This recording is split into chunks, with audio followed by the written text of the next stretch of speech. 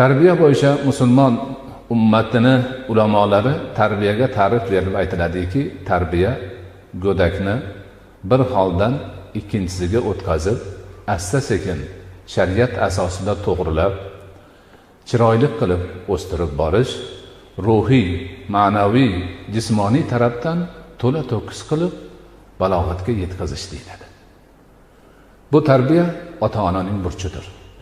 Bizning dinimizda farzandlarni ota-onalardan 20 ga yaqin haqqi bor. Ota-onaning farzandda haqqi ko'p. Lekin farzandning ham ota-onada haqqi bor.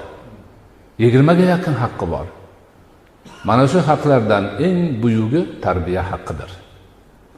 Ota-onaning farzandi oldidagi eng buyuk burchi bolasini go'zal tarbiya qilishdir. Ana o'sha tarbiya bolani demak tug'ilishidan boshlanadi. Ota-ona shu bolasiga ona homilador bo'lgandan duoni qilishni, balki undan oldinroq sog'liq farzand so'rab duo qiladi.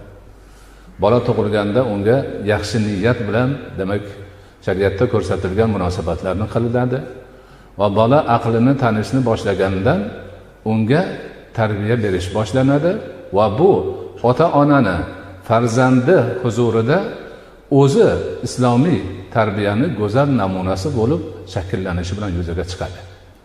Ya'ni ota-ona go'zal musulmon namunasini farzandini ko'z oldida o'zini shaxsida ko'rsatsin. O'zini shaxsida ko'rsatsin. Zinhor va zinhor borasi ko'z oldida musulmonchilik odobiga xilof narsani qilmasin. Bir ayol bolasini chaqirdi, oldimga kelsang bir narsa beraman dedi. Rasululloh oldiga kelsang nima berasan dedi. Xurmo berardim Rasululloh dedilar. Agar bolangni oldimga kel bir narsa beraman deb chaqirsang, u kelganida bermasang, Allohning huzurida yolg'onchi bo'lib yozib qolishingga shuni o'zi kifoya qiladi dedilar. Nimaga? Bolasini aldagan ayol bolasini tasavvurida eng yomon namunani qoldiradi. Onam meni aldadi, shunday ulug' insonim. Demak, men birovlarni aldasam bo'lar ekan degan murg'ak go'dakni ongiga o'rnashib qoladi. Shuning uchun ota-ona nihoyatda ehtiyot bo'lish kerak. Har qanday beodoblikdan barcha mo'min musulmon xaloyiqning oldida, xususan farzandini oldida o'zini tiyishi kerak. Ana asta-sekin demak tarbiyani birinchi qismi odob bo'ladi. Ota-ona bolasiga odob o'rgatishni boshlaydi. Odob so'zi arabcha so'z bo'lib, bizning tilimizda yaxshilikka chaqirish degan ma'noni bildiradi. Ya'ni odobli bo'l degani yaxshilik, yaxshi bo'l degani. Har bir narsani shariatga muvofiq yaxshilab ado etishni odob deyiladi. Ana ota-ona bolasiga odobni o'rgatadi. Hamma narsada o'rgatadi. Ovqatlanishda, kiyinishda, kishilar bilan muomalada va hayotning har bir sohasida o'zini odobi bor.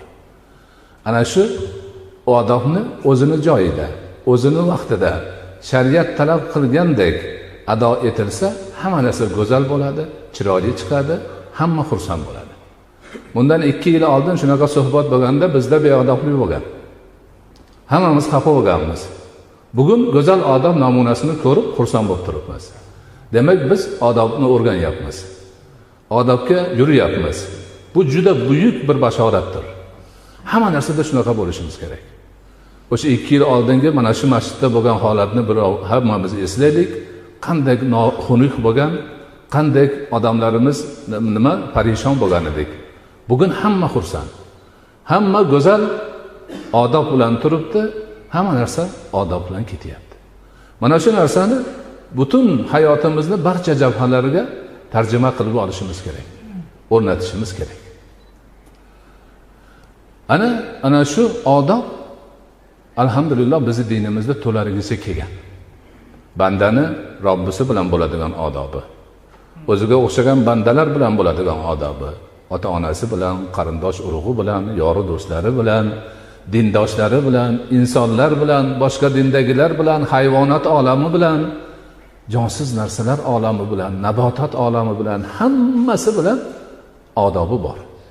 Oyatlar, hadislar, ulamolarimizning ijtihodlari asosida tartibga solingan. O'tgan yili men ijtimoiy odoblar degan 450 betlik katta bir kitobni chop qilib chiqardik. ana shunda qisman bir narsalar bor bugungi kunimizga keraklik. Juda buyuk narsalar bor. Ana o'shalarni biz o'rganishimiz kerak. Bolalarimizga o'rgatishimiz kerak. Har bir narsada haligi odobli bo'lish, ya'ni eng yaxshi namuna ko'rsatish kerak. U kiyinish bo'ladimi? Suhbat odobi bo'ladimi? Marosimda qatnashish odobi bo'ladimi? Masjid odobi bo'ladimi? Ovqatlanish odobi bo'ladimi? Hammasini ana shunday go'zal tarzda ado etish harakatida bo'lishimiz kerak. Ota-onalar bolalariga shuni o'rgatishlari majburdir. Ularni ota-onalik burchidir. Farzandlarning haqqidir. Ana shu narsalarni biz yaxshilab yo'lga qo'yishimiz kerak.